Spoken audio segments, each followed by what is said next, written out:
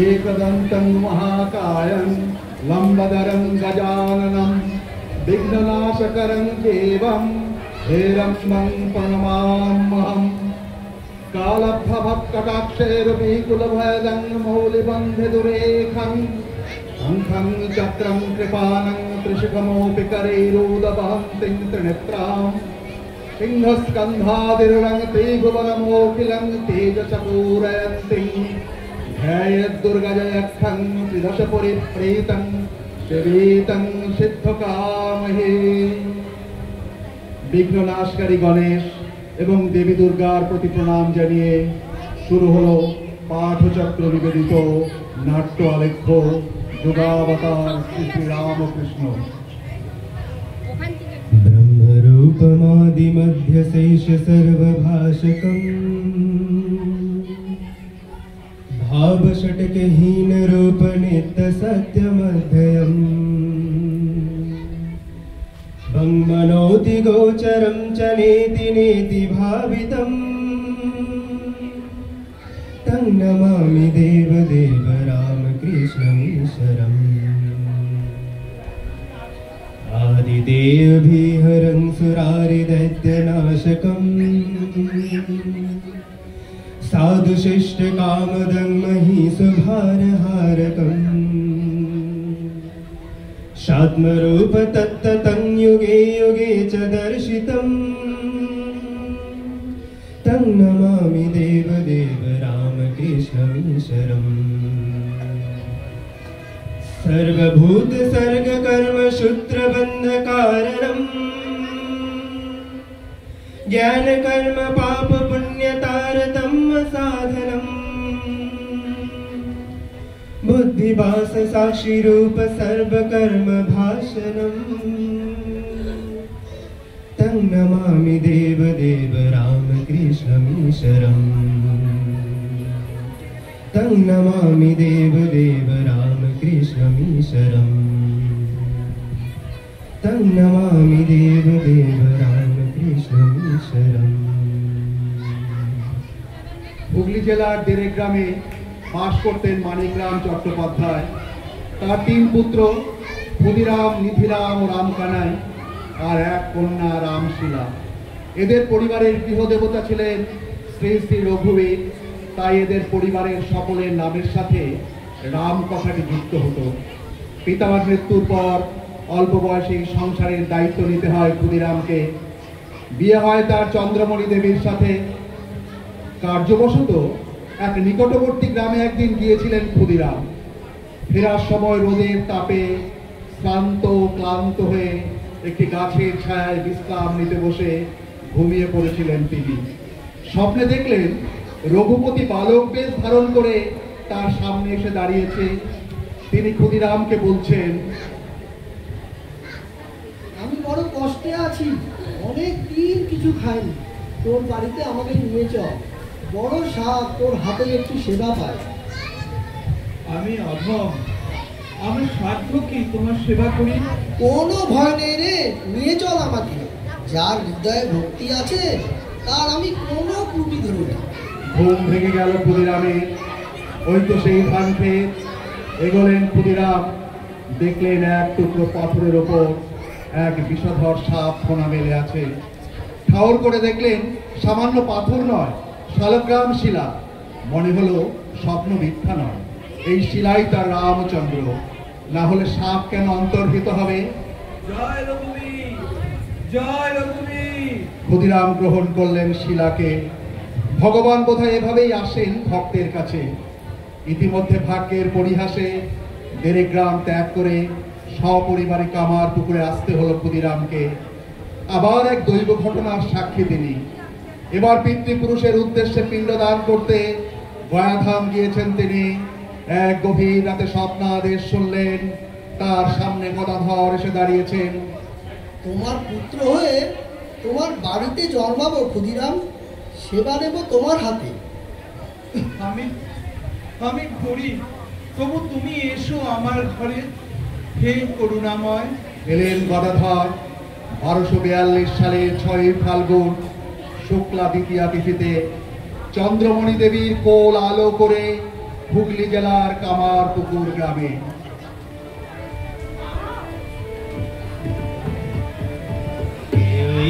আসিল রে কামারপুকুরে, পুলকে নাচিয়া ওঠে প্রাণ।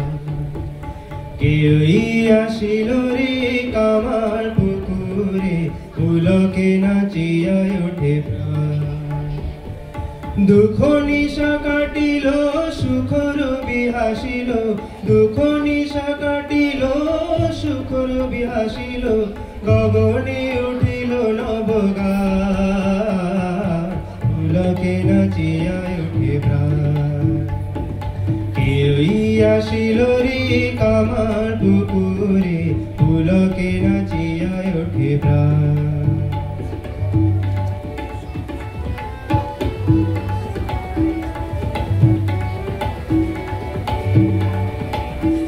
মানিক রাজার আম্র কাননে, কেউই শিশু খেলে ফুল আনলে। মানিক রাজার আম্র কাননে, কেউই শিশু খেলে ফুল আনলে। লীলায় অভিনয় নব নব গানে, হিয়াসে হরিয়ায় ওঠে তার। লীলায় অভিনয় নব নব গানে, হিয়াসে হরিয়ায় ওঠে তার। দুঃখ নিশা কাটিল সুখর বিহাসিল, দুঃখ নিশা কাটিল সুখর বিহাসিল, গগনে উঠিল নবগান, পুলকে নাচিয়া ওঠে প্রাণ।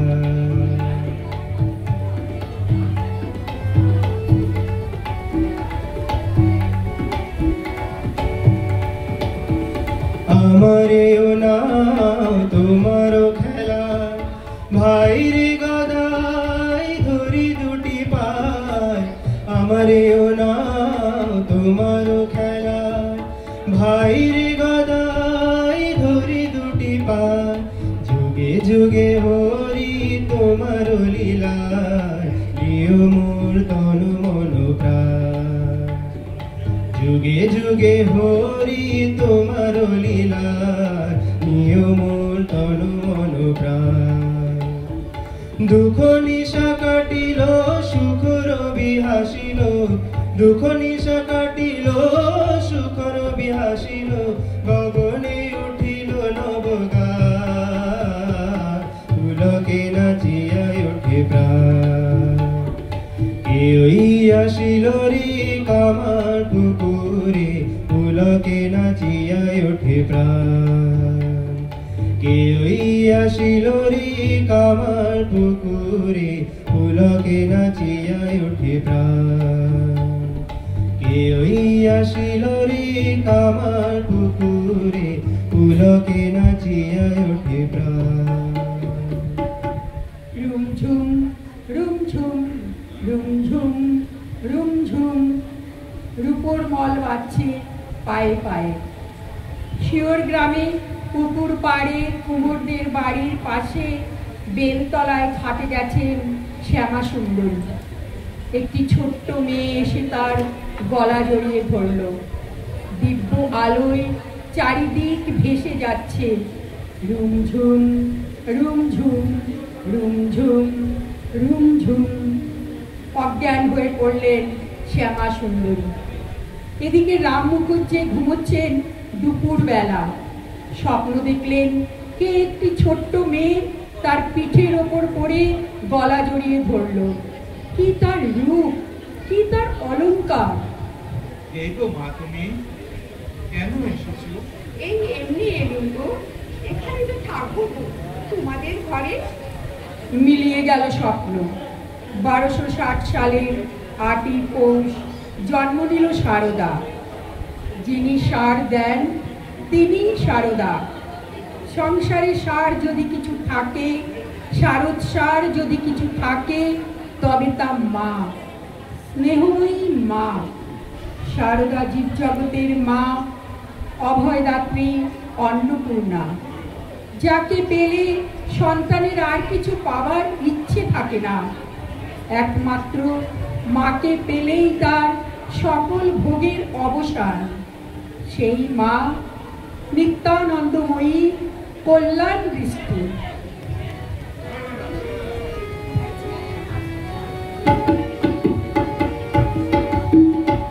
বৈকুণ্ঠ হতে লক্ষ্মী এলো পৃথিবীর এই মাটিতে, জয় রাম বাটিতে, জয় রাম বাটিতে। বৈকুণ্ঠ হতে লক্ষ্মী এলো পৃথিবীর এই মাটিতে, জয় রাম বাটিতে, জয় রাম বাটিতে।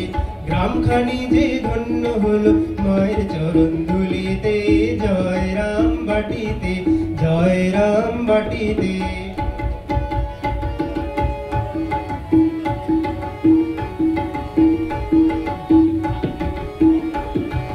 1268 পৌষ মায়ের আবির্ভাব, মাইলো রে দূর করিতে ত্রিতাপ সুপ্রতাপ গো, ত্রিতাপ সুপ্রতাপ।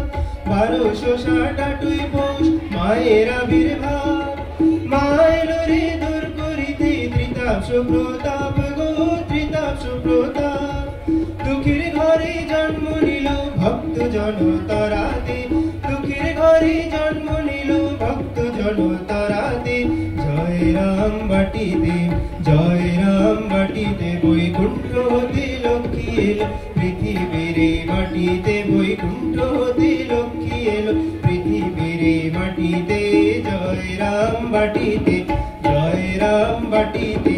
গ্রামখানি যে ধন্য হলো মায়ের চরণ ধুলিতে, জয় রাম বাটিতে, জয় রাম বাটিতে, জয় রাম বাটিতে।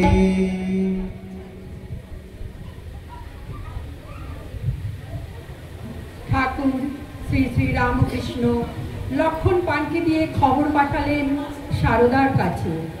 হৃদয় তখন চলে গেছে দক্ষিণেশ্বর থেকে, আর নতুন পূজারী হয়ে ভাইপো রামলাল নিজেকে নিয়েই মাতোয়ারা। দক্ষিণেশ্বরে খুব কষ্ট পাচ্ছেন ঠাকুর। এক মুহূর্ত দেরি করল না সারদা, রওনা হলো কলকাতা। সেবারকার যাত্রা দুঃসাহসী। ভূষণ মণ্ডলের মা গঙ্গা স্নানে যাচ্ছেন, সঙ্গে আরো কয়েকজন সহযাত্রী। এবার যাওয়া পায়ে হেঁটে, পদব্রজেই ব্রজধাম। সারদাও তাদের সাথী হলেন। শোনো সকলে শোনো, আমার পুকুর থেকে আরামবাগ 8 মাইল, তারপর তেলো ভেলোর মাঠ, সেই মাঠ পেরিয়ে তবে তারকেশ্বর। আরো শোনো, সেই মাঠ এক নিঃশ্বাসের পথ নয়, প্রায় 10 মাইল। তারপরেই তো তারকেশ্বর। আগে ওই মাঠ তো পেরো, তবে তারকেশ্বরের নাম করো। কেন? সেই মাঠে কি? সেই মাঠে ঠ্যাঙারে ডাকাতের বাস, হাপটি মেরে বসে আছে অন্ধকারে লুটতরাজ করতে, কখনো আগে হত্যা পড়ে। এই তো ভয় করছো গো। আরো আছে, মাইল দুয়েক মাঠ ভেঙে ডাকাত কালীর থান, চন্ড মুন্ড বিখণ্ডিনী বৈরী মর্দিনী রণরামা, বলতেই বলে তেলো ভেলো ডাকাত কালী। দেখতে ঘোর দর্শনা, ভয়াল করলা, দেখতে কি শুনতেই বুকের রক্ত হিম হয়ে যায়। যাত্রীদের সকলের চেষ্টা সন্ধ্যা লাগবার আগেই যাতে পেরোতে পারে তেলো ভেলো। কি হলো, কি হলো? সারদাকে দেখতে পাচ্ছি না কেন? সে কোথায়? সে পিছনে পড়ে আছে। হ্যাঁ, সে পিছনে পড়ে আছে? তোমরা তাকে কোন আক্কেলে পিছনে ফেলে এলে? কি করবো, সে মোটেই চলতে পারে না। কখন থেকে তাকে বলছি জোর পায়ে চল, ওতে তোর জন্য সবাই মারা পড়বো, কিন্তু তার পায়ে ফুসকা পড়েছে, ও পুড়িয়ে পুড়িয়ে চলছে। এ তো বড় বিপদ হলো। আজ দেখছি ডাকাতে হাতে আমাদের সবার প্রাণ যাবে। তোমরা এখানে একটু জিরো, আমি দেখে আসি সে আসছে কিনা। এই তো সারদা, দেখো কিরকম পুড়িয়ে চলছে। কি করে ও ওই মাঠ পার হবে? তোমরা আমাকে মাফ করো, আমার জন্য তোমাদের দেরি হয়ে যাচ্ছে, বুঝতে পারছি, কিন্তু আমি আর চলতে পারছি না, আমার পায়ে ফুসকা পড়েছে। এই তো বুঝলাম, তাই বলে কি তোমার জন্য আমাদের সবার প্রাণ যাবে? তুই কি মা এই মাঠটুকু কোন রকমে পার করতে পারবি না? মাঠটুকু পার হলেই আর কোনো ভয় নেই, তখন যত পারিস বিশ্রাম করে।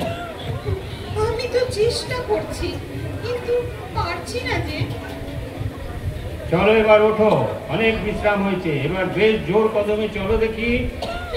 না, আমি পারছি না। তোমরা আমাকে মাফ করো, তোমরা এগিয়ে যাও। আমার কপালে যা আছে হবে। আমি পারি তো মাঝপথে গিয়ে তোমাদের ধরবো।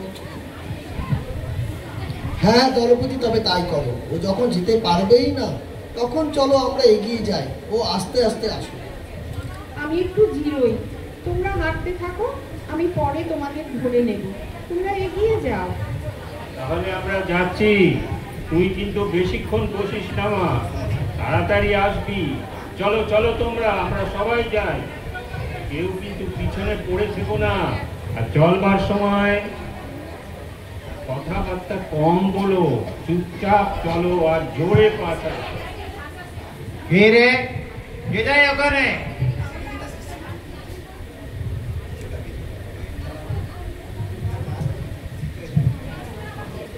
ডাকাত সারদাকে দেখেই যেন চমকে উঠল। সে যেন সারদার মধ্যে দেখতে পেল মা কালীকে, আর শান্ত হয়ে গেল। ইতিমধ্যে ডাকাতের স্ত্রী সেখানে এসে উপস্থিত। সারদা দৌড়ে গিয়ে ডাকাতের স্ত্রীর হাত ধরে যেন অনেক দিনের পরিচিত এমন ভাবে বলল, মা, আমি সারদা, তোমাদের জামাই দক্ষিণেশ্বরে থাকেন, তার কাছে যাচ্ছি। আমার সঙ্গী সাথীরা এগিয়ে চলে গিয়েছে। আমার একা যেতে বড্ড ভয় করছিল। ভাগ্যিস তোমরা এসে পড়লে।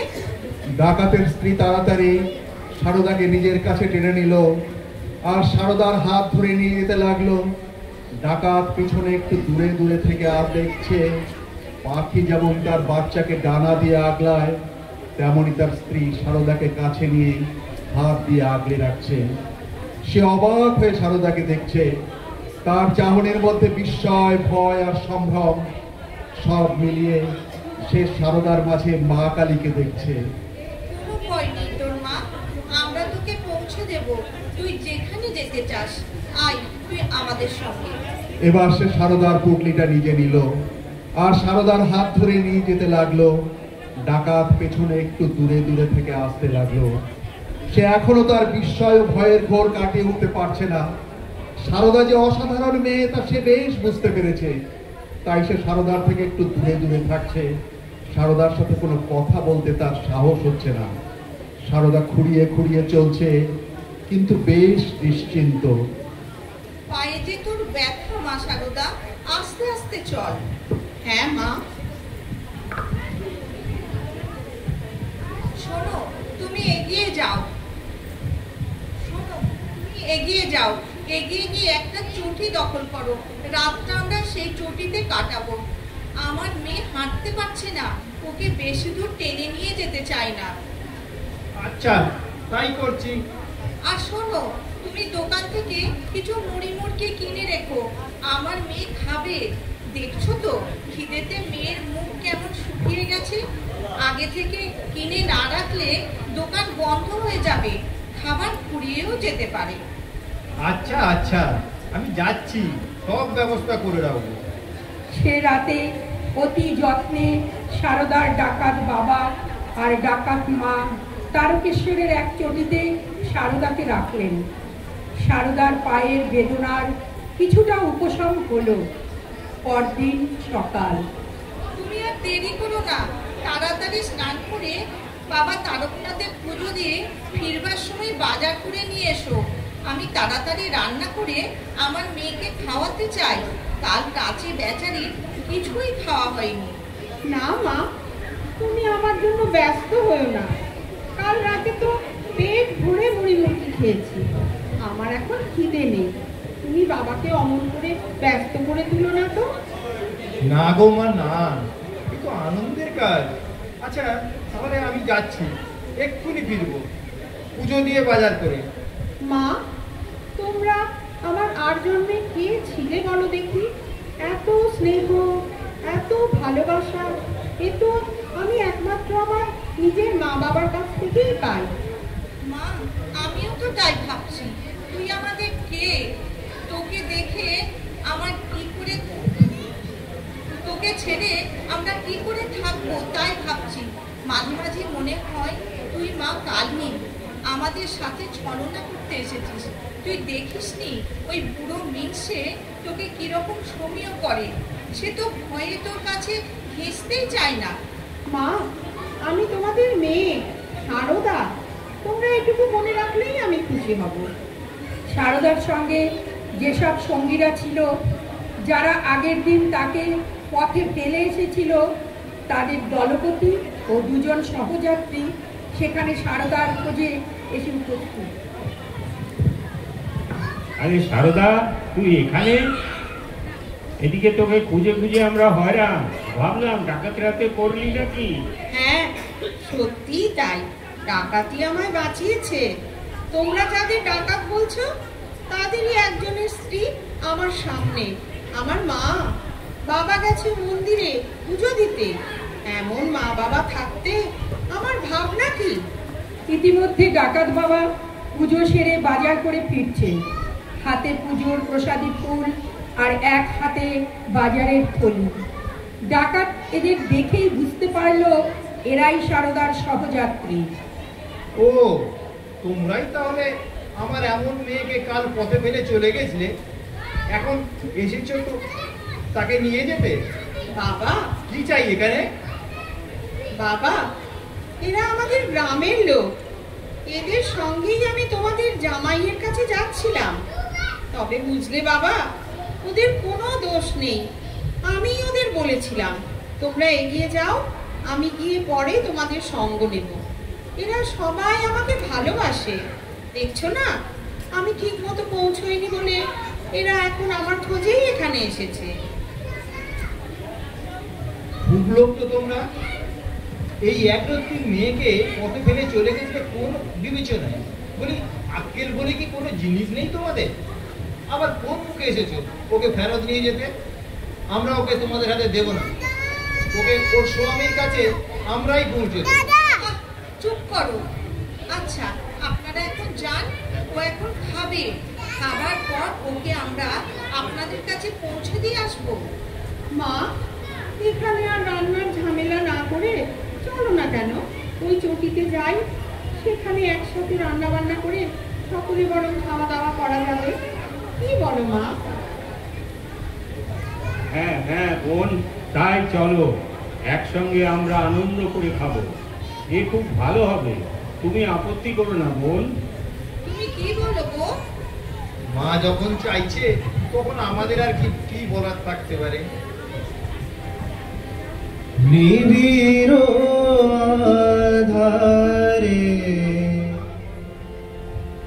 মাতো চমকে রূপরাশি, তাই যোগী ধ্যান ধরে, তাই যোগী ধ্যান ধরে, হয়ে গিরি গুহাবাসী,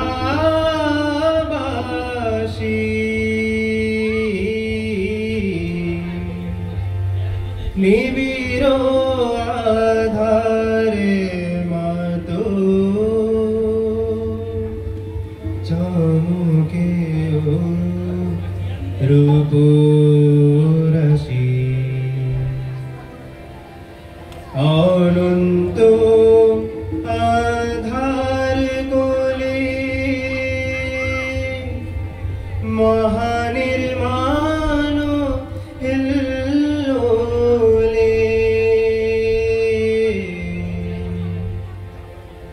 অনন্ত আধার কোলে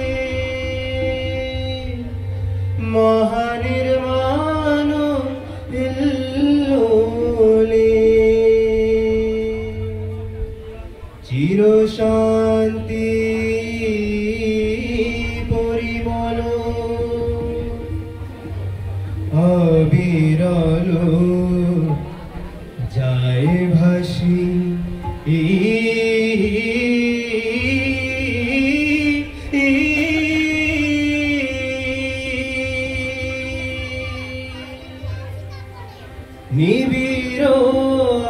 আধারে মাতো চমকেও রূপ রাশি। সারদা এলেন দক্ষিণেশ্বর। দেব মানব শ্রীরামকৃষ্ণ দেব আর দেবী মানবী মা সারদা। শুরু হলো শ্রী শ্রী ঠাকুরের সংসার মার্গের সাধনা। 8 মাস কেটে গেল এক শয্যায়। সে এক বিচিত্র সাধনা, কঠিন, অতি কঠিন, সজীব সাধনা। আগুন যত জ্বলে ঘি তত জমাট হয়, সূর্য যত প্রখর হয় কঠিনতর হয় তুষার। সাধনার এক অতি পবিত্র অবস্থা। মা এসেছেন বিশ্ব মাতৃত্বের আদর্শ প্রতিষ্ঠিত করতে। বাংলা 1280 সাল, ইংরেজি 5 জুন 1872। ফলহারিণী কালী পুজোর রাত। গোপনে মন্দিরে নয়, গৃহ মন্দিরে সারদা এসে বসলেন পিঁড়িতে। সামনে মাতৃপূজার সমস্ত উপচার।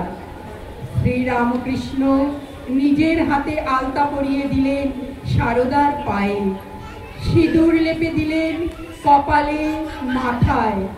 সারদার তখন অর্ধবাচ্য দশা। শুরু হলো পূজা, পৃথিবীর ইতিহাসে বিরলতম পূজা। আপন স্ত্রীকে মাতৃরূপে আরাধনা।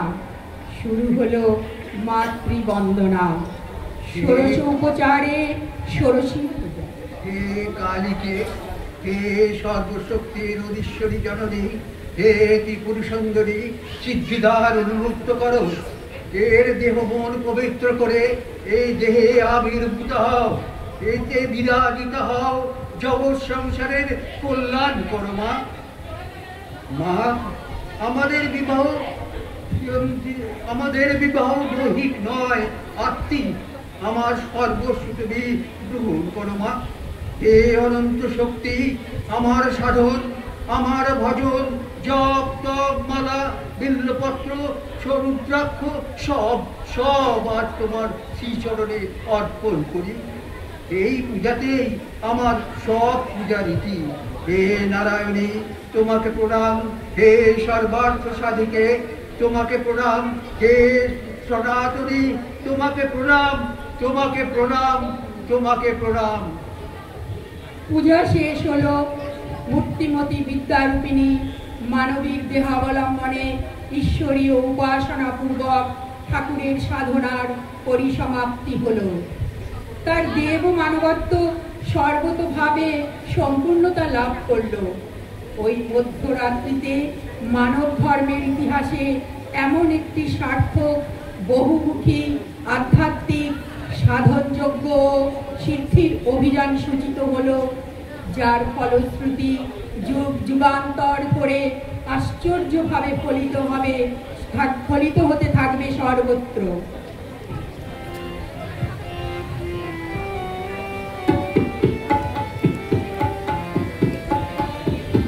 ब्रह्मणि पार्वती धूमवती बगला ज्ञानदायिनी जय जय श्री शारदा।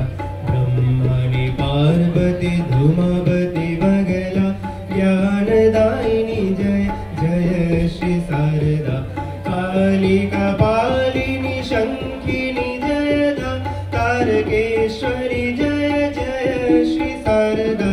लक्ष्मी श्रीमंतिनी कुमारी सरला, शुभंकरी मगु जय श्री शारदा। शिवा चक्रिणी चंडी रणदा, रणप्रिया देवी जय श्री शारदा। रणमत्ता देवी जयंती कालिका, भद्रकाली जय जय श्री शारदा। वैष्णवी सुरसा नरसिंहिका, देव मोहिनी जय जय श्री शारदा।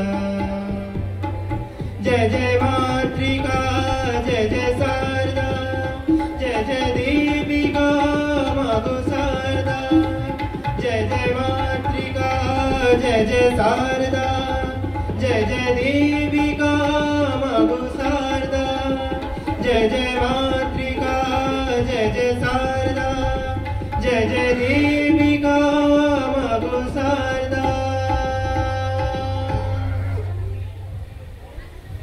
1863 খ্রিস্টাব্দের 12ই জানুয়ারি পৌষ সংক্রান্তির দিন শ্রী বিশ্বনাথ দত্ত ও মাতা ভুবনেশ্বরী দেবীর পুত্ররূপে উত্তর কলকাতার সিমলায় জন্ম নিলেন নরেন্দ্রনাথ। অ্যাটর্নি বিশ্বনাথ দত্ত ছিলেন অত্যন্ত উদার প্রকৃতির মানুষ।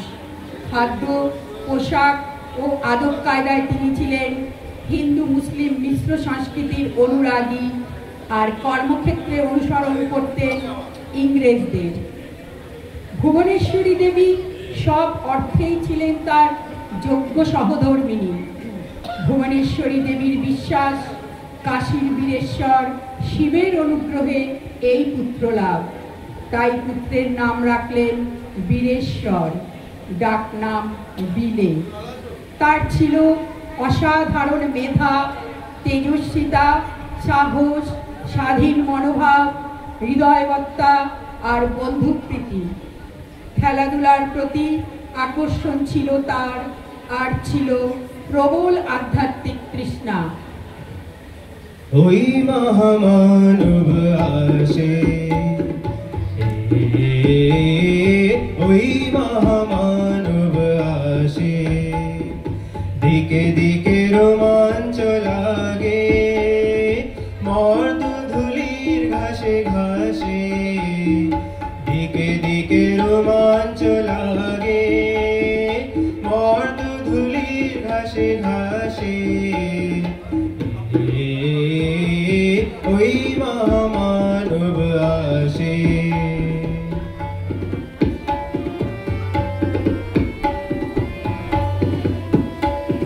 সুরলোকে বেজে ওঠে শঙ্খ, নরলোকে বাজে জয় ডঙ্ক, সুরলোকে বেজে ওঠে শঙ্খ, নরলোকে বাজে জয় ডঙ্ক, এলো মহাজন্মের লগ্ন, এলো মহাজন্মের লগ্ন, জয় জয় জয় রে মানব হৃদয় মন্দ্রি উঠিল মহাকাশে,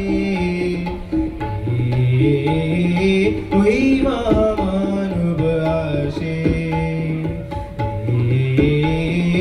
ওই মহামানব আসে, ওই মহামানব আসে।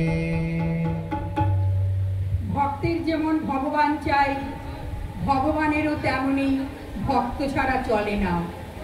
ভক্ত হন রস, ভগবান হন রসিক।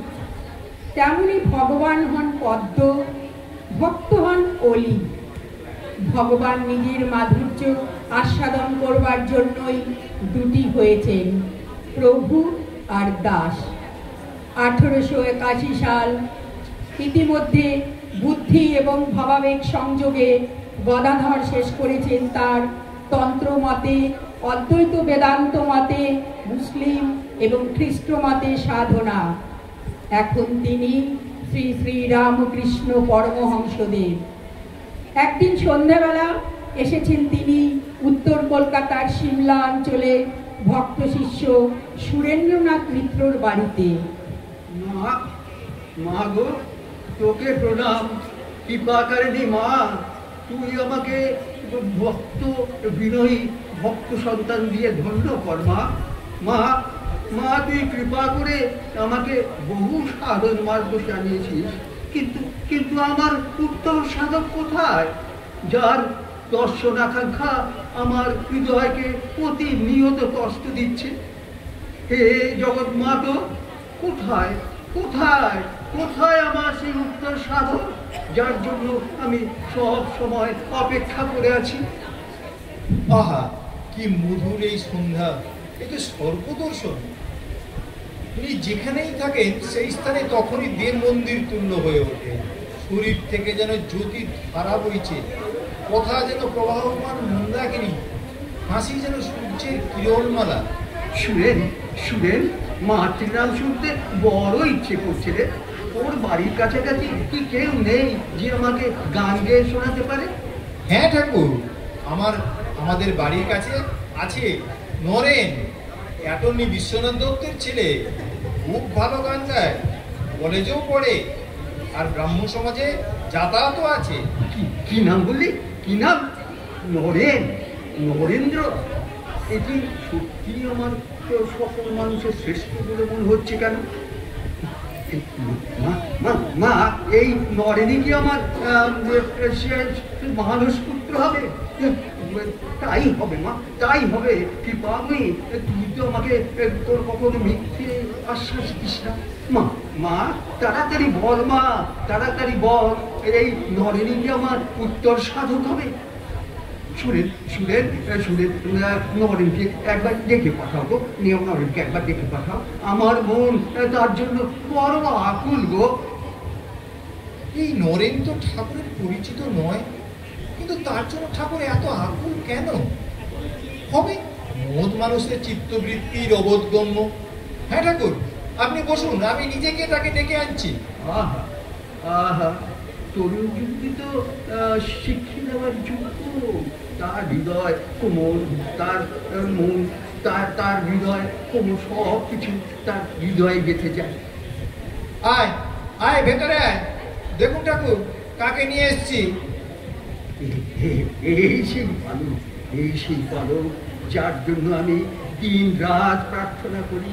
এ তো সত্য স্বরূপ, দিব্য স্বভাব, এ তো মুক্ত সত্তা। কে এই মহানুভব? কোটি সূর্যের ন্যায় প্রভা বিশিষ্ট, আমার কোটি চন্দ্রের ন্যায় সুশীতল। এ কি আমার চিত্ত চাঞ্চল্য? না না, মানব শরীরে ভগবৎ সত্তার আলো আমি স্বীকার করি না। আমার লক্ষ্য বিদ্যাকে ধিক।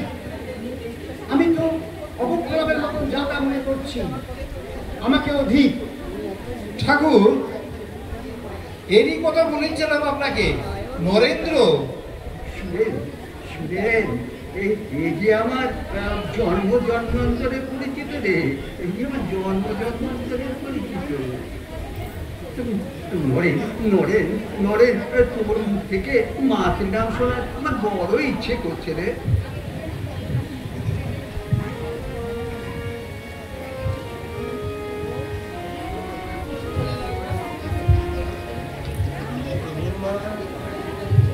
তোমারি করিয়াছি জীবনের ধ্রুব তারা, এ সমুদ্রে আর কভু হব না কো পথহারা।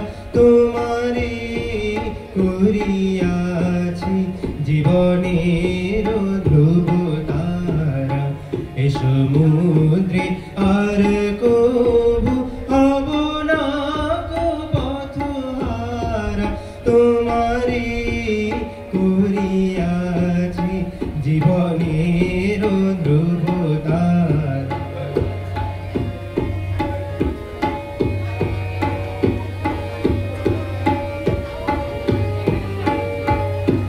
যেথা আমি যাই না গো, তুমি প্রকাশিত থাকো। যেথা আমি যাই না গো, তুমি প্রকাশিত থাকো। অকুল নয়ন জলে ঢালো গো কিরণ ধারা।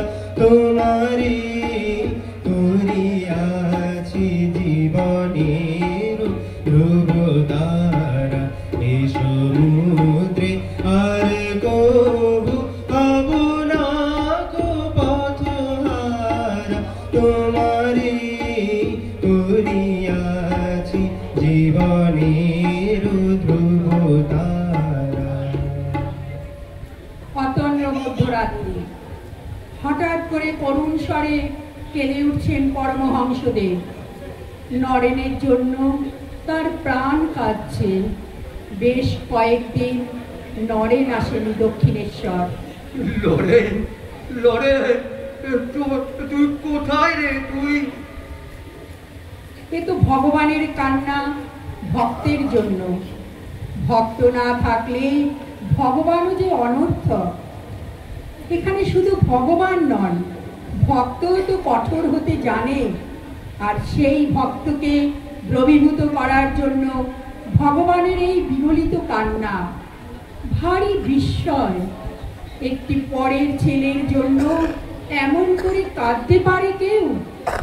হ্যাঁ পারে, যদি তিনি ছেলেটিকে অখণ্ডের ঘর থেকে নিয়ে আসেন, যার গান শুনলে তিনি পৌঁছে যান আনন্দ রসে। আজ কান্নার শেষ হলো, এলেন তার প্রিয় নরেন তারই দর্শন ইচ্ছায়।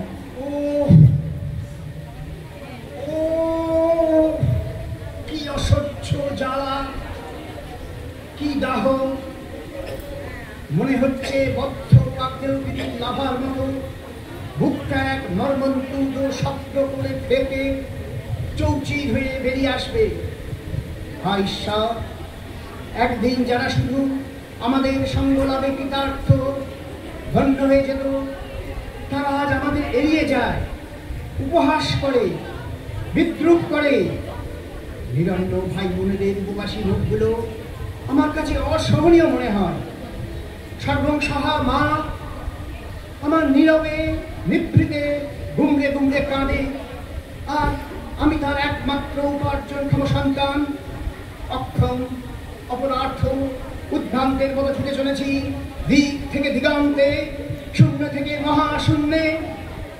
একবার মনে হয় শরীরের সমস্ত শক্তি একত্র করে উচ্চ ঈশ্বরে চিৎকার করে বলি, ঈশ্বর মিথ্যা, ধর্ম মিথ্যা, জাত যোগ আরাধনা দুর্বল মানুষের আত্মপ্রবঞ্চনা মাত্র। ওরে ওরে লরেন লরেন, কখন এলি রে? কখন এলি? একটু পঞ্চগড়িতে গিয়েছিলাম রে, একটু পঞ্চগড়িতে গিয়েছিলাম। কি রে, তোকে এমন উদ্ভাস দেখাচ্ছিল? চোখ ফোলা ফোলা, চুল উস্কো ফুস্কো, কারোর সাথে ঝগড়া করে এলি নাকি? ঠাকুর, আমার মা, ভাই, বোন উপবাসে দিন কাটাচ্ছে। যে সংসারে একসময় মাসে 1000 টাকা খরচা হতো, সেখানে মাসে 30 টাকাও জোগাড় হচ্ছে না। আপনি মাকে বলে একটা ব্যবস্থা করে দিন। ওরে ওরে, তুই মাকে মানিস না, তাই তোর এত দুঃখ। সে আমি জানি, যে করেই হোক মাকে বলে একটা ব্যবস্থা আপনাকে করে দিতে হবে। ওরে, আমি তো অমন করে মাকে কিছু বলতে পারি না রে, আর আমি অমন করে চাইনি। তবে এবার আর আমি অমন করে বলতেও পারি না। বা ওসব আমি জানি না, আপনাকে কিছু করে দিতেই হবে। হ্যাঁ রে, একটা কাজ কর, এই আজ মঙ্গলবার, তুই গিয়ে মাকে বল না, একটা ব্যবস্থা হয়েই যাবে। মা আমার জগৎ জননী চিন্ময়ী। আমি বললেই হবে? হবে রে, হবে, তুমি চাইলেই হবে। কি জানি, মা বিশ্ব প্রসবিনী, অনন্ত স্বরূপিণী মা, মা বিবেক দাও, বৈরাগ্য দাও, জ্ঞান দাও, ভক্তি দাও মা। রে, মায়ের কাছে তোর সংসারের অভাব দূর করার কথা বলেছিস তো? ওই যা না, তো ভুলে গেছি। যা যা, ফের যা, ফের যা। কিরে, যা। মা, মা ভক্তি দাও, জ্ঞান দাও, বিবেক দাও, বৈরাগ্য দাও। কিরে, এবার বলেছিস তো? না ঠাকুর, মাকে ডাকা মাত্র সব ভুলে যান, কেবল জ্ঞান ও ভক্তির কথা আসে। তুচ্ছরা, নিজেকে একটু সামলে আবার যা। না ঠাকুর, এবারেও হলো না। এসব নিশ্চয়ই আপনার খেলা, আপনি আমাকে ভুলিয়ে দিয়েছেন। এখন ব্যবস্থা আপনাকেই করতে হবে। যারা ওসব কিছু চাওয়া হবে নি রে, চাওয়া হবে নি। আচ্ছা আচ্ছা আচ্ছা, যা, তোদের আর ভাত কাপড়ের অভাব হবে না। মা আমার জগৎ জননী, জয় মা, জয় মা, জয় মা।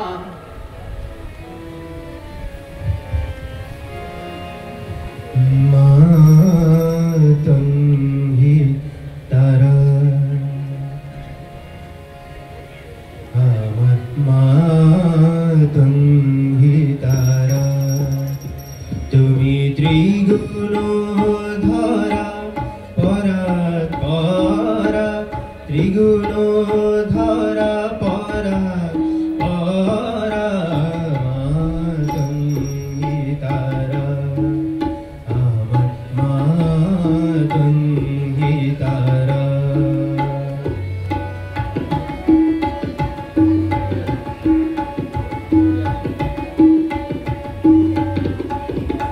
আমি জানি গো মাদিন দয়াময়ী আমি জানি গো মাদিন দয়াময়ী তুমি দুর্গমেতে দুঃখ হরা দুর্গমেতে দুঃখ হরা মাতঙ্গি তারা আমার মাতঙ্গি তারা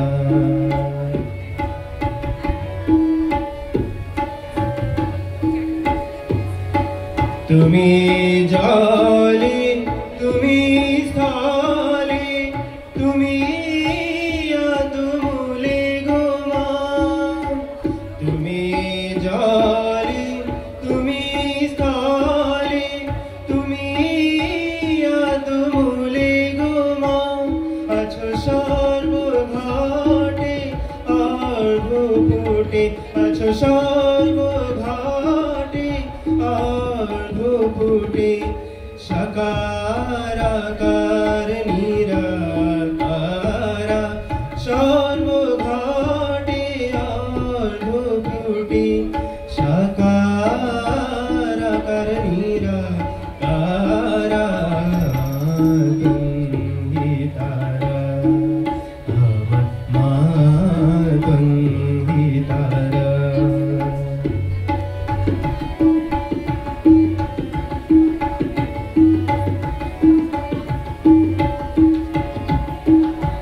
তুমি সন্ধ্যা তুমি গায়ত্রী তুমি জগদ্ধাত্রী গো মা তুমি সন্ধ্যা তুমি গায়ত্রী তুমি জগদ্ধাত্রী গো মা তুমি অকুলের ত্রাণকর্ত্রী অকুলের ত্রাণকর্ত্রী সদা শিবের মন হরা অকুলের ত্রাণকর্ত্রী সদা শিবের মন হরা মাতঙ্গি তারা আমার মাতঙ্গি তারা তুমি ত্রিগুণ ধরা পরা পরা তুমি ত্রিগুণ ধরা পরা পরা মাতঙ্গি তারা আমি জানি গো মাদিন দয়াময়ী আমি জানি গো মাদিন দয়াময়ী আমি জানি গো মা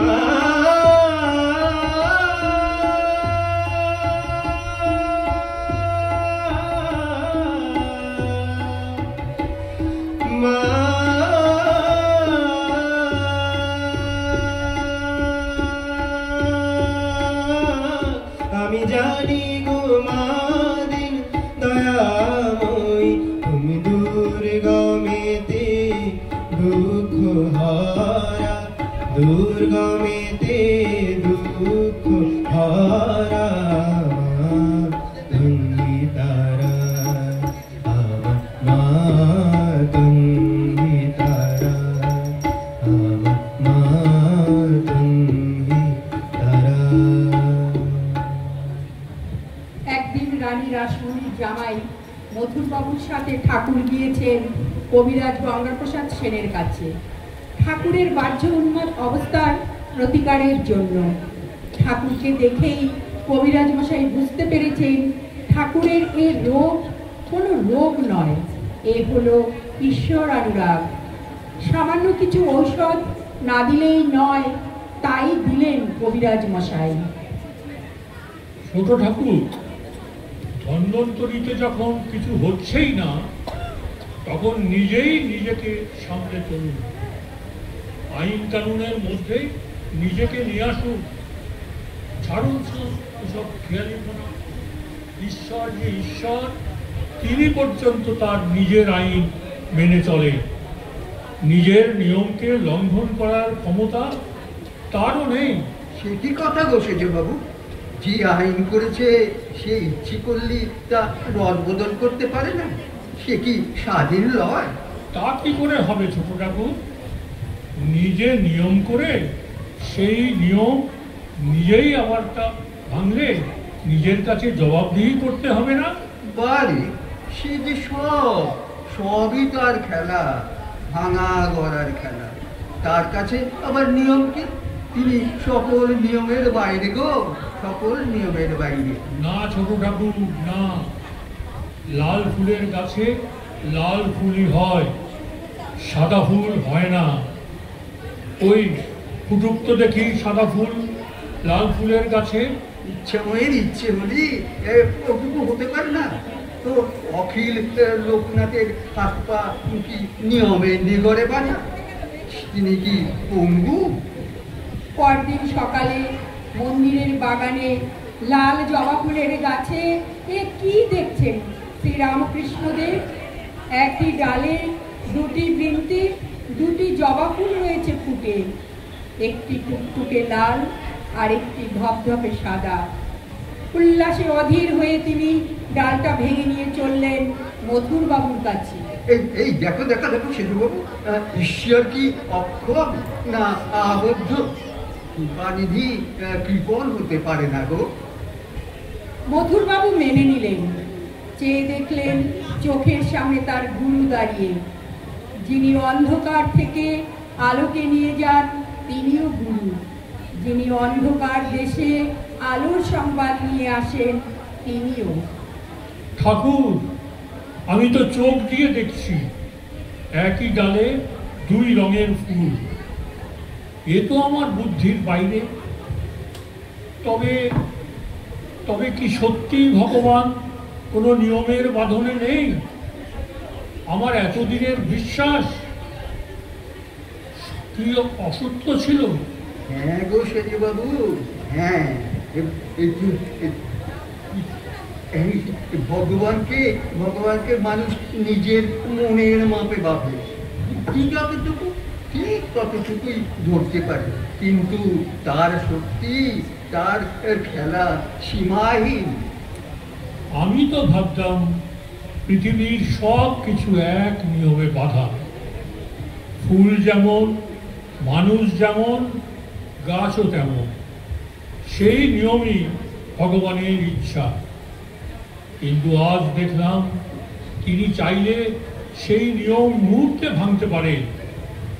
ঠাকুর, আপনার চোখে হয়তো প্রতিদিন এই অলৌকিক খেলা ধরা পড়ে, কিন্তু আমার চোখে আজ আপনিই দেখালেন। অহংকারী আমাদের চোখ ঢেকে রাখে সেজু বাবু। যতদিন মনে হয় আমি জানি, আমি বুঝি, ততদিন ভগবান দূরে দূরে। আর যখন বলি হে নাথ, আমি কিছুই জানি না, আপনি সব, তখনই তার ধরা দেবার বাসনা হয়। ঠাকুর, আজ আপনি আমার চোখ খুলে দিলেন। এতদিন মনে করেছি আমি জানি, আমি বুঝি, আমি অনুভব করছি, আমি কিছুই জানি না।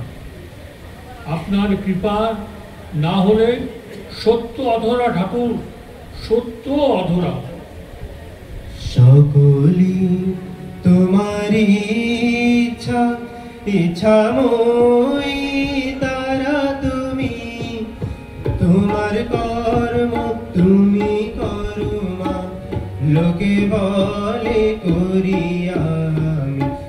সকলি তোমারি ইচ্ছা ইচ্ছাময়ী তারা তুমি তোমার কর্ম তুমি করো মা লোকে বলে করিয়া সকলি তোমারি ইচ্ছা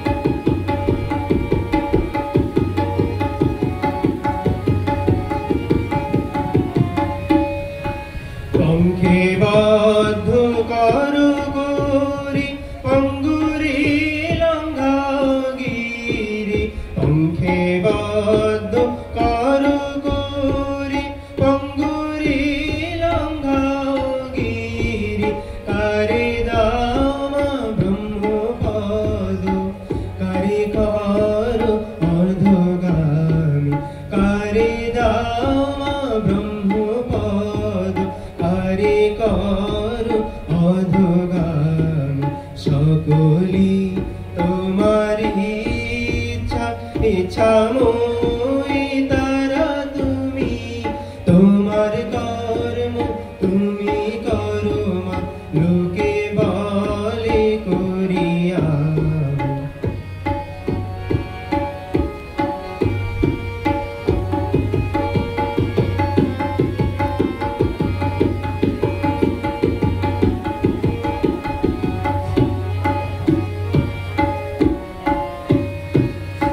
আমি যন্ত্র তুমি যন্ত্রী আমি ঘর তুমি ঘরণী আমি যন্ত্র তুমি যন্ত্রী আমি ঘর তুমি ঘরণী আমি রথ তুমি রথি যেমন চাল তেমনি চলি আমি রথ তুমি রথি যেমন চাল তেমনি চলি সকলি তোমারি ইচ্ছা ইচ্ছাময়ী তারা তুমি তোমার কর্ম তুমি করো মা লোকে বলে করিয়া সকলি তোমারি ইচ্ছা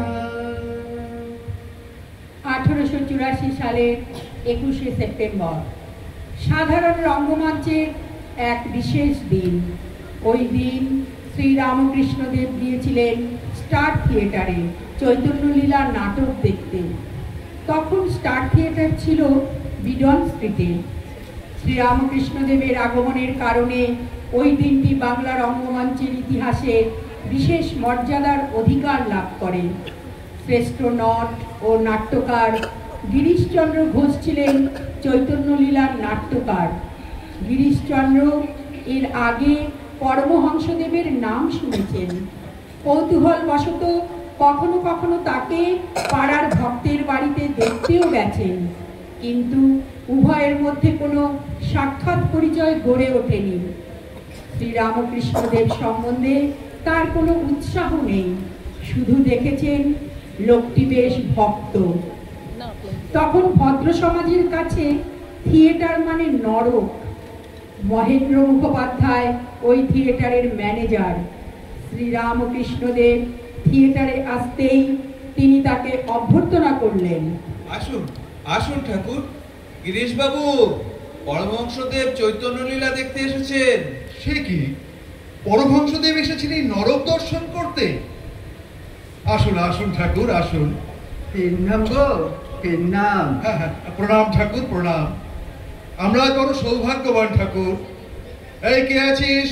পরমহংসদেবকে নিয়ে দোতলার বক্সে বসা, আর হ্যাঁ একজন পাংখাওয়ালাকে সেখানে পাঠিয়ে দে, আর সকলকে যথাস্থানে বসার ব্যবস্থা কর। থিয়েটার দেখতে দেখতে তিনি ভাব সমাধিস্থ হয়ে পড়ছেন। থিয়েটার শেষ হলো, ভক্তেরা তাকে নিয়ে গেলেন মঞ্চের পাশে অফিস ঘরে। কই গো গিরিশ, কই গো গিরিশ, বলেছিলাম না থিয়েটারে লোক শিখতে হয়। সে দেখো দেখি, দেখো দেখি কত লোক এসেছে তোমার চৈতন্যলীলা দেখতে। আচ্ছা আচ্ছা আচ্ছা, কোন ছেলেটি নিমাই এসেছিল গো? ডাকুন ডাকুন ডাকুন না তাকে। ও ছেলে নয় ঠাকুর, ও মেয়ে, আমাদের বিনোদিনী। ও বিনোদ, বিনোদ, এদিকে আয় একবার। পরমহংসদেব তোকে ডাকছেন, তাকে প্রণাম করবি নে। তাই মাস্টারমশাই, যাই। বিনোদিনী এসে ঠাকুরের পায়ে লুটিয়ে পড়ল। খুব খুব ঠকালি তো আমায়, আমি তো ভেবেছি তুই ছেলে। ঠাকুর, ঠাকুর, আমাকে দয়া করুন ঠাকুর, আমাকে দয়া করুন ঠাকুর, আমি যে পাপী। আমাকে ডেকেছি, এই সৌভাগ্য আমি কোথায় রাখি ঠাকুর? ঠাকুর, ঠাকুর। পাপ পাপ নেই রে, পাপ নেই। এই পাপই হবি কি করে? ওরে ওরে শুধু বুড়ি ছুঁয়ে থাক। ঠাকুর, ঠাকুর। কাঁদিস নে, কাঁদিস নে। তোর তোর চৈতন্য হোক। আমার সাথে বল মা, আমার সাথে বল। হরি গুরু, গুরু হরি, হরি গুরু, গুরু হরি, হরি গুরু, গুরু হরি, হরি গুরু, গুরু হরি, হরি গুরু, গুরু হরি, হরি গুরু, গুরু হরি, হরি গুরু, গুরু হরি, হরি গুরু, গুরু হরি, হরি গুরু, গুরু হরি, হরি গুরু, গুরু হরি, হরি গুরু, গুরু হরি। সেদিন গিরিশ ঘোষের শরীর ভালো না থাকায় থিয়েটার শুরু হতেই তিনি বাড়ি চলে গিয়েছিলেন।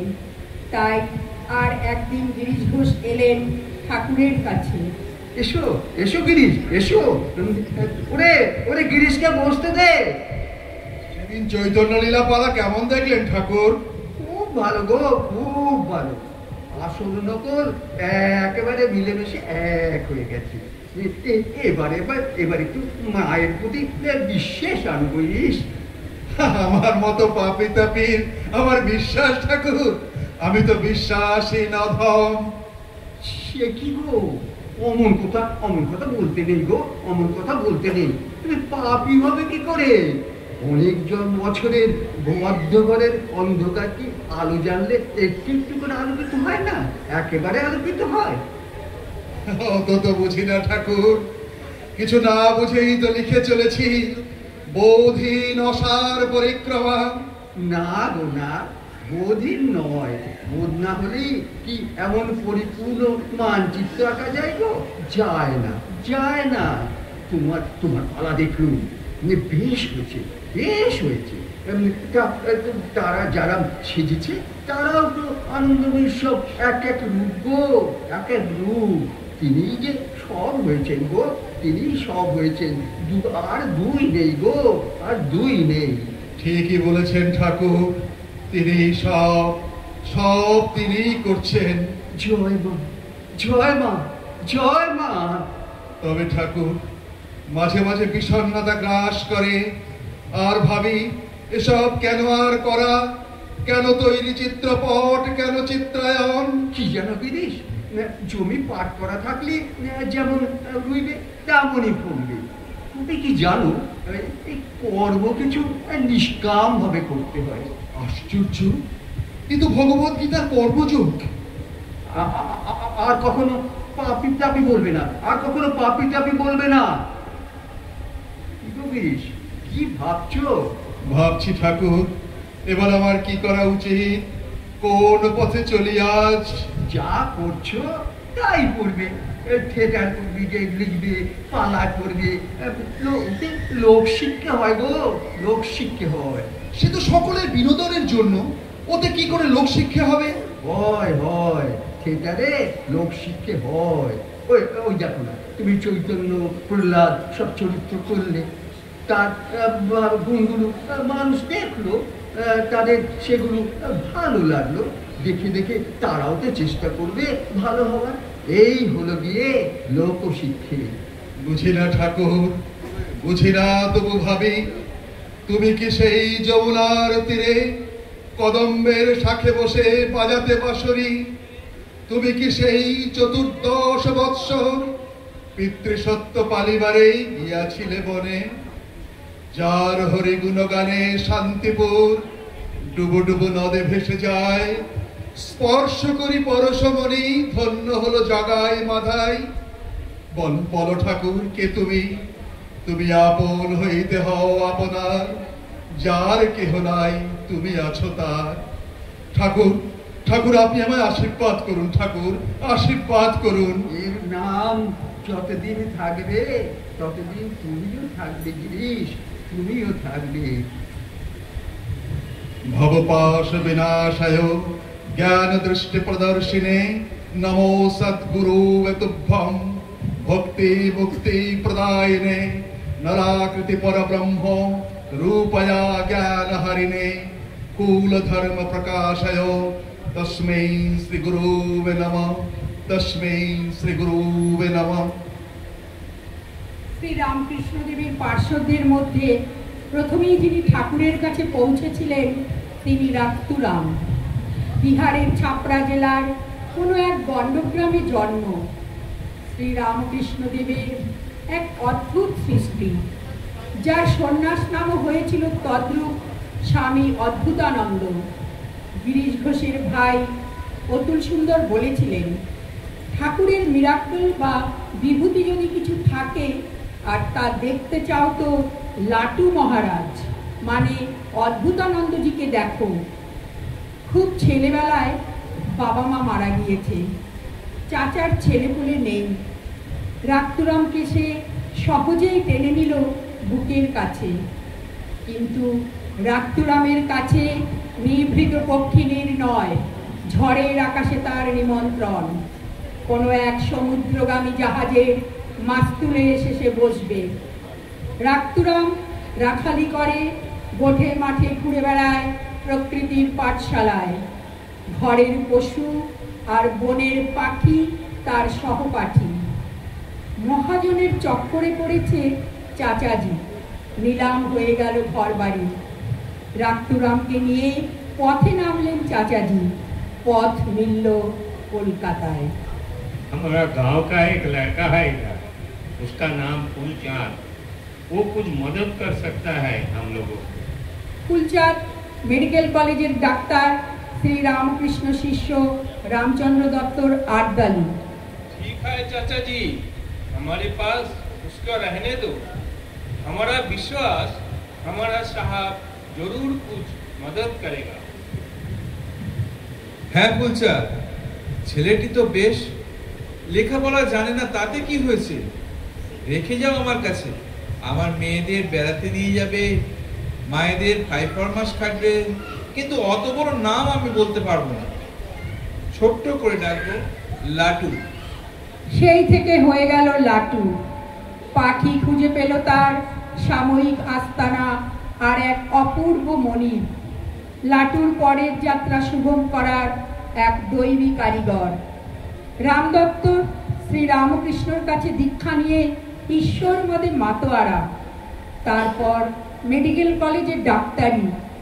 একদিন লাটু বায়না ধরল, मालिक आप दक्षिणेश्वर में जिसके पास जाते हैं वो बाबा जी के दर्शन करने हम भी जाएंगे आपके साथ। সে কি, তুই কোথায় যাবি? क्यों? आपने जिसका बात करें परमहंस जी उनके पास। কেমন মায়া হলো রামচন্দ্র দত্তর। নিয়ে চললেন লাটুকে। দক্ষিণেশ্বর পৌঁছে শ্রীরামকৃষ্ণদেবের ঘরের সামনে পশ্চিমের বারান্দায় হাত জোর করে দাঁড়িয়ে রইল লাটু। তুই কে? কোথা থেকে এলি বাবা? তোকে এখানে কে নিয়ে এলো? রাম রাম তুমি বুঝি এনেছো এই ছেলেটিকে? একে কোথায় পেলে তুমি? এই যে সাধুর লক্ষণ। प्रणाम प्रणाम महाराज। বস বস বস, আমার পাশে বস। नहीं बाबा हम दाঁড়িয়ে থাকবে। বস বলছি, বস বস। তোর নাম কি? কি তো নতুন? जी बाबा हम ही लाटू आছি, मालिक के साथ आया है। হে লাটু, তুই শুধু মালিকেরই কাজ করবি, ঈশ্বরের কাজ করবি না?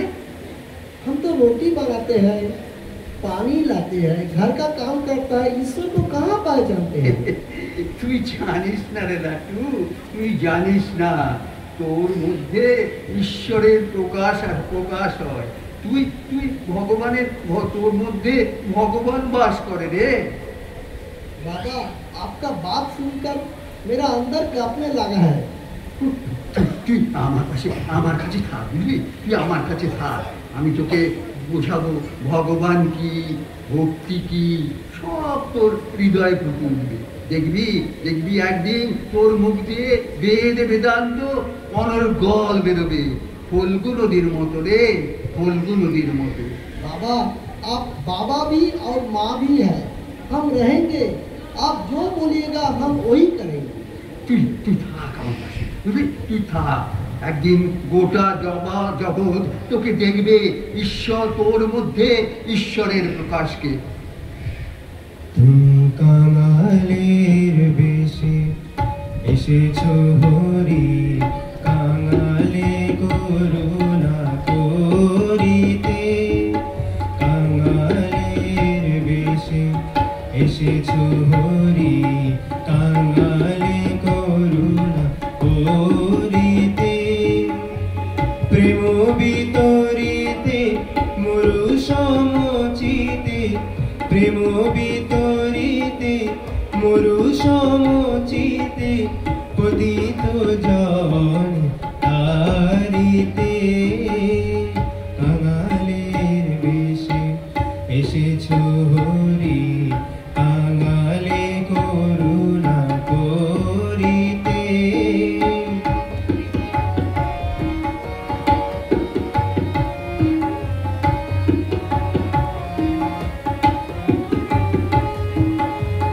রাম কৃষ্ণ নামে আমিও ঢালা, হেরিলে অরু জুড়ায় জ্বালা, রাম কৃষ্ণ নামে আমিও ঢালা, হেরিলে অরু জুড়ায় জ্বালা, চরণ তলে পরাণ সপিলে, ভাবনা পালায় দূরেতে, তব চরণ তলে পরাণ সপিলে, ভাবনা পালায় দূরেতে, কাঙালের বেশে এসেছো হরি, কাঙালে করুণা করিতে, প্রেম বিতরিতে মরু সমচিতে, প্রেম বিতরিতে মরু সমচিতে, পতিত জনে তারিতে, কাঙালের বেশে এসেছো হরি, কাঙালে করুণা করিতে, কাঙালের বেশে এসেছো হরি, কাঙালে করুণা করিতে, তুমি কাঙালের বেশে এসেছো হরি, কাঙালে করুণা করিতে। ডাক্তার মহেন্দ্রলাল সরকার তখনকার বিশিষ্ট চিকিৎসক। 1863 খ্রিস্টাব্দে এমডি ডিগ্রি লাভ করেন। তিনি দ্বিতীয় ভারতীয় এমডি। ঘটনাচক্রে তিনি রামকৃষ্ণ পরমহংসদেবের চিকিৎসা করতে এসে তার ভক্ত হয়ে পড়েন। ঠাকুরের অন্তর্লীলায় তিনি প্রায় প্রত্যেক দিন ঠাকুরকে দেখতে আসতেন। একদিন ভক্ত ভৈরব গিরিশচন্দ্র ঘোষ ঠাকুরের রোগের কথা বলতে গিয়ে বলেছিলেন, ঠাকুর স্ব ইচ্ছায় সুস্থ হবেন, আর ডাক্তার মহেন্দ্রলাল সরকারের নাম হবে তিনি ঠাকুরকে সারিয়েছেন। এই গৌরব অর্জনের জন্যই ডাক্তার সরকারের এত আগমন। আমার অবস্থা দেখে তুমি কি মনে করো ডাক্তার? ঢং মনে করলে কি এত আস্থা? 6-7 ঘন্টা তোমার কাছে বসে থাকে, কিন্তু তাই বলে মনে করো না অমুকে তোমাকে মেনেছে বলে আমিও তোমাকে মানব। আমি কি তোমাকে মানতে বলেছি? তবে কি বলছো? সব ঈশ্বরের ইচ্ছে গো, সব ঈশ্বরের ইচ্ছে। সবই ঈশ্বরের ইচ্ছে? হ্যাঁ, সমস্ত ঘাসের ডগাটিও নড়ে না ঈশ্বরের ইচ্ছে ছাড়া। অর্জুনকে কত করে বললে, না কিছুতেই যুদ্ধ করবে না। কিনা জ্ঞাতি হত্যা করা আমার ধর্ম না। শ্রীকৃষ্ণ হাসলেন, কি বললেন, তুমি কার যুদ্ধ করবে, তোমার স্বভাবে যুদ্ধ করাবে। এই দেখো বলে শ্রীকৃষ্ণ অর্জুনকে বিশ্বরূপ দেখালেন। দেখো দেখো, জানো এই যে আমি সবাইকে আগে ভাগই হত্যা করে রেখেছি, তুমি নিমিত্ত মাত্র। সব যদি ঈশ্বরের ইচ্ছে, তবে তুমি এত বকো কেন? কি দরকার এত কথা কইবার? বারবার বলছি কম কথা বলো। বলাচ্ছেন গো, তাই বলি। তিনি যন্ত্রী আর আমি যন্ত্র। তিনি লেখক আর আমি লেখনী। তিনি শিল্পী আর আমি তুলিকা। চুপ করে থাকলেই পারো, কেন এখনো পরমহংসগিরি করছো? আর এরা সবাই বা তোমার সেবা করে মরছে কেন? আর কেনই বা বলছো অসুখটি সারিয়ে দাও ডাক্তার? কি আর করি বলো ডাক্তার, কি আর করি? সব তার ইচ্ছেতেই করা। যতক্ষণ এই দেহ রয়েছে, এই আমি রূপ খট রয়েছে, ততক্ষণ হবে এই আর্তনাদ। সব আমরা ঈশ্বরের শক্তিতেই শক্তিমান। আমরা সব তার খেলার পুতুল, সব তার খেলার পুতুল, সব তার খেলা আর খেয়াল। ঈশ্বরের আস্বাদন বা উপভোগের জন্যই আমরা। আমার কাছে তো এজন্যই আশা ঠাকুর, এজন্যই আশা। শোনো নরেন, তোমাদের গিরিশবাবু কি বলেছে জানো? না, জানি না ডাক্তারবাবু। সে বলেছে ঠাকুর নিজেই সেরে উঠবে। আমি শুধু ঠাকুরের রোগ সারাবার কৃতিত্ব নেবার জন্য এখানে আসি। ডাক্তারবাবু, আপনি ভুল বুঝছেন। গিরিশদা কেবল ঠাকুরের অলৌকিক শক্তির প্রতি আস্থা রেখেই বলেছে। অলৌকিকের প্রতি আস্থা? তাহলে আমার এত বছরের চিকিৎসা বিদ্যার কোনো দাম নেই? কেন এমন বিদ্রুপ? আমি ঠাকুরের চিকিৎসা কিছুই করি না। ঠাকুর নিজেই নিজেকে সারাবেন, আর আমি নাম কামানোর জন্য এসেছি। আপনি যে আন্তরিকভাবে চিকিৎসা করছেন সেটি আমরা সবাই জানি ডাক্তারবাবু, কিন্তু গিরিশদার ভাষা মাঝে মাঝে, আপনি তো জানেন তিনি নাট্যকার আর আবেগে ভেসে চলেন। আবেগে কোনো কথা বললেও এমন অবজ্ঞা চিকিৎসা বিদ্যার প্রতি? আমি বিজ্ঞানী, অলৌকিকতায় আমার বিশ্বাস নেই, কিন্তু আমি ঠাকুরের জন্য প্রাণ দিয়ে কাজ করছি। আমি ওই যে তোমাদের মতো ওনাকে ভালোবেসে ফেলেছি, না হলে ঘন্টার পর ঘন্টা ডাক্তারি বাদ দিয়ে এখানে আমি কেন কাটাই? আপনার কথা আমরা ঠিক বুঝেছি। এটি গিরিশদার কাছে পৌঁছে দেব। আপনি ঠাকুরের জন্য যা করছেন তা আমরা কৃতজ্ঞ চিত্তে স্মরণ রাখব। আমার একটাই অনুরোধ, ঠাকুরের শিষ্যরা যেন নিজের অনুভূতির সঙ্গে সঙ্গে চিকিৎসা ও বিজ্ঞানকেও ধারণ করে। ঠাকুর যেমন আমাদের সবার কাছে ঈশ্বর স্বরূপ, তেমনি এখানে তিনি চিকিৎসকের কাছে রোগীও বটে। আমি সেই দায়িত্বই পালন করছি।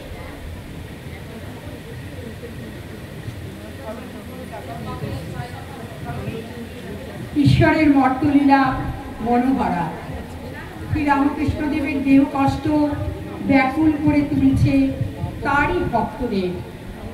এই দেব ও মানব ভাবের সম্মিলনের ফলেই অবতার শ্রীরামকৃষ্ণদেব সকলের এত কাছের মানুষ। সীমার জগতে তিনি অসীম জগতের আগন্তুক। 1886 সালে 1 জানুয়ারি ঠাকুর কল্পতরু হলেন। কাশীপুর উদ্যানবাটির দোতলার ঘরে শয্যাশায়ী তিনি। গলার ক্ষত বিপজ্জনকভাবে বাড়ছে, চিকিৎসায় তেমন কাজ হচ্ছে না। ভক্তজনেরা সকলেই চিন্তিত, বিষণ্ণ। ওরে ওরে ওরে, সকলে আমার জন্য নিচে অপেক্ষা করছে। আমার কাপড় দে, জামা দে, আমি বাগানে যাব। নিয়ে আয় আমার মরাতের জামা, কান ঢাকা টুপি আর ফুল ফোটা মোজা। আমি যাব, সবাই আমার জন্য অপেক্ষা করছে, আমি যাব। সকলে দেখলো এক অবিশ্বাস্য দৃশ্য। যার নড়াচড়াও প্রায় বন্ধ, যিনি রোগ শয্যায় দীর্ণ, তার চোখে মুখে প্রগাঢ় প্রশান্তি, যেন কোনো অসুখী আর নেই। হেঁটে দোতলার সিঁড়ি বেয়ে নিচে নেমে পা বাড়ালেন মূল ফটকের দিকে। সকলে স্তম্ভিত। নিচে তখন বেশ ভিড়। শীতের দুপুর, মৃদু হিমেল হাওয়া, ম্রিয়মান সূর্য। শ্রীরামকৃষ্ণদেব চলে এলেন সকলের সামনে। সেখানে তখন গিরিশ ঘোষ, অক্ষয় সেন, রাম দত্ত, আরো কত কে। ঠাকুর এসে দাঁড়ালেন গিরিশের কাছে। মুখে তার প্রসন্ন হাসি। নতজানু হলো গিরিশ। গিরিশ, তুমি আমার কথা সকলকে কি বলে বেড়াও? ঠাকুর, ব্যাস বাল্মীকি যাহারি হত্যা করতে পারেনি, আমি আর তার বিষয়ে কি বলবো ঠাকুর? চারিদিকে সাড়া পড়ে গেল। প্রেমাঞ্জলি পড়তে লাগলো শ্রীরামকৃষ্ণের পদপ্রান্তে। ওরে আয়, ছুটে আয়, সবাই এসো। যা চাইবার আজ এই বেলা ঠাকুরের কাছে চেয়ে নাও। উনি যে আজ কল্পতরু হয়েছেন, উনি আজ কল্পতরু। তোমাদের চৈতন্য হোক, তোমাদের চৈতন্য হোক। জয় মা, জয় মা, জয় মা। মহাকালের তরঙ্গ ভঙ্গে শ্রীরামকৃষ্ণদেবের স্থূল শরীর লুপ্ত হতে উদ্যত। 3-4 দিন মাত্র বাকি। এর মধ্যে এক শুভ মুহূর্তে ডাক পড়ল নরেনের। ঠাকুর একান্তে ডেকে পাঠিয়েছেন তার প্রাণপ্রিয় নরেনকে। ঠাকুর আমায় ডেকেছে। নরেন এলি, আয় আয়, বস আমার পাশে। লরেন, সামনে দেখ, মনে হয় সামনে বস।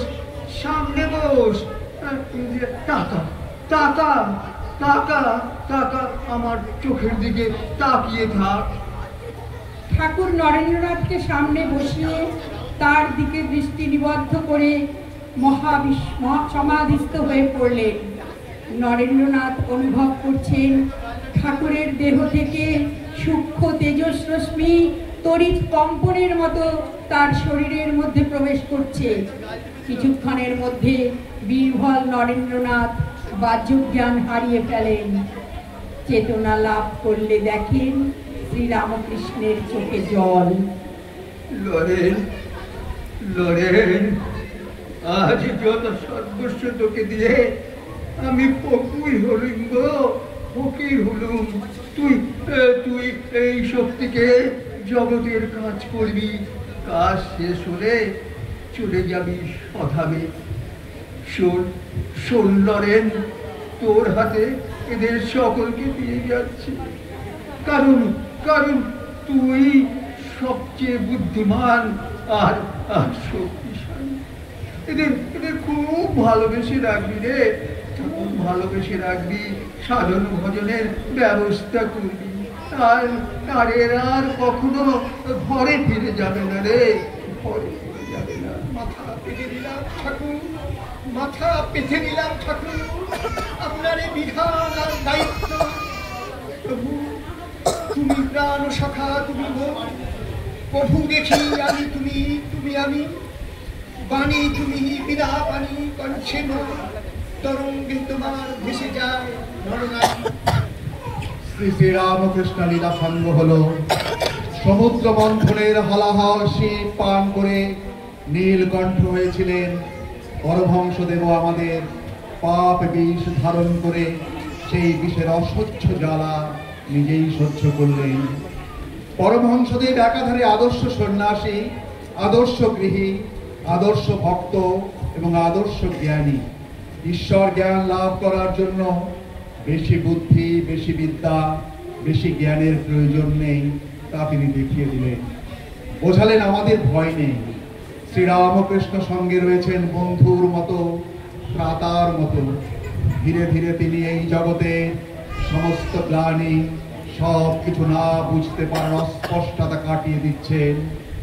যে কোনো সময় হাত বাড়ালেই পিতার মতো ঠাকুর সে হাত ধরছেন। মহাভয় থেকে যিনি উদ্ধার করেন তিনি মহাগুরু। আমাদের কাছে তিনি রত্ন সিংহাসনে আসীন, শ্রদ্ধার দূরত্বে অবস্থান করা কোনো দেবতা নন। তিনি আমাদের শৈশবে সেই ঘরের কোণে রাখা বাঁধানো ছবি শ্রীরামকৃষ্ণ, আমাদের মানিক রাজার আম বাগানের ক্রীড়া সঙ্গী, আমাদের চিরবন্ধু, চিরনির্ভরজন। তুমি অরূপ স্বরূপ সগুণ নির্গুণ দয়াল ভয়াল হরি হে। আমি কি বা বুঝি, আমি কি বা জানি, আমি কেন ভেবে মরি হে। তুমি অরূপ স্বরূপ সগুণ নির্গুণ দয়াল ভয়াল হরি হে। আমি কি বা বুঝি, আমি কি বা জানি, আমি কেন ভেবে মরি হে। কি রূপে এসেছি, কেমনে বা যাব, তাহা দিয়ে কেন জীবন কাটাবো। তুমি আনিয়াছো তোমারেই পাবো, তুমি আনিয়াছো তোমারেই পাবো। এই শুধু মনে করি হে। তুমি অরূপ স্বরূপ সগুণ নির্গুণ দয়াল ভয়াল হরি হে। নারাকি জটিল ন্যায়ের বারতা, বিচারে বিচারে বাড়ে অসারতা। আমি জানি তুমি আমারই দেবতা, তাই আমি হৃদে ধরি হে। তাই বলে ডাকি প্রাণ যাহা চায়, ডাকিতে ডাকিতে হৃদয় জুড়ায়। তাই বলে ডাকি প্রাণ যাহা চায়, ডাকিতে ডাকিতে হৃদয় জুড়ায়। যখন যে রূপে প্রাণ ভরে যায়, যখন যে রূপে প্রাণ ভরে যায়, তাই দেখি প্রাণ ভরি হে। তুমি অরূপ স্বরূপ সগুণ নির্গুণ দয়াল ভয়াল হরি হে। আমি কি বা বুঝি, আমি কি বা জানি, আমি কেন ভেবে মরি হে। তুমি অরূপ স্বরূপ সগুণ নির্গুণ